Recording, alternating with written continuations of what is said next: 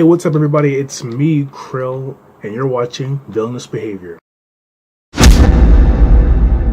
Alright, I want to get into some really big news today coming from the gaming industry, and that is Sony will not be attending E3 for the first time in over 2 decades.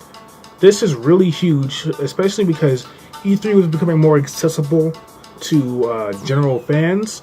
So now that Sony has pulled out of E3 2019, it's almost like you kind of feel bad for some fans who won't be able to go and play some Sony demos or anything like that. So it's kind of like a lose in that situation. But then you realize that there's not a lot of things Sony can show off in 2019 at E3 that will be ready for display or anything. They had a pretty interesting year. They had a pretty good year.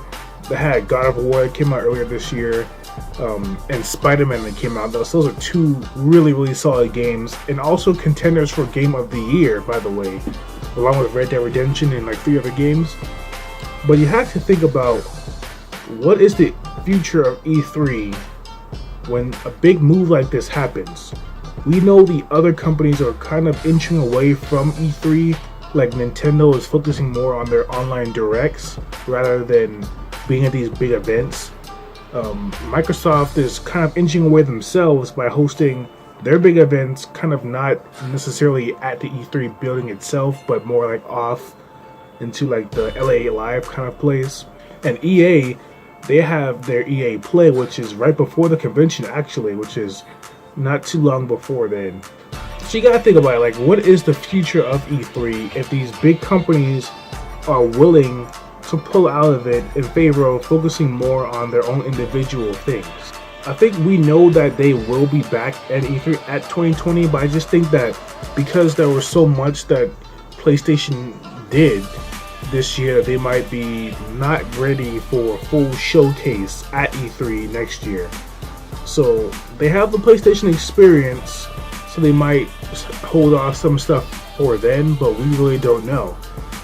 I for one want to see more information on Death Stranding, but since they're not going to have a press conference next year at E3, then when exactly are we going to be getting some more Death Stranding stuff? So you never really know. What are you guys' thoughts on this whole situation as Sony pulls out of E3 for next year? Do you think that this is now Microsoft's time to shine even more, that they don't have a direct competitor for next year's E3? Do you think that there are some things that they can be pulling out of their sleeves, to try and announce now that they don't have a direct competitor, since Nintendo necessarily isn't trying to buy for Microsoft with competitive space since they're doing the online directs?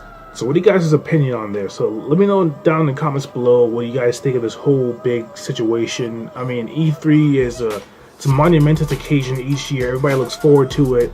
But do you guys think that E3 is steadily on the decline when it comes to the importance of it and what it means to have your game showing off at E3? To me, I think that E3 still is this mecca, and it's really awesome to have like this really big thing that goes on.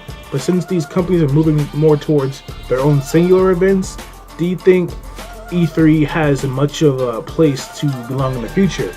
Especially since there are going to be more game reveals and stuff at the Game Awards. So let me know down in the comments below. That was just my thoughts on this whole situation.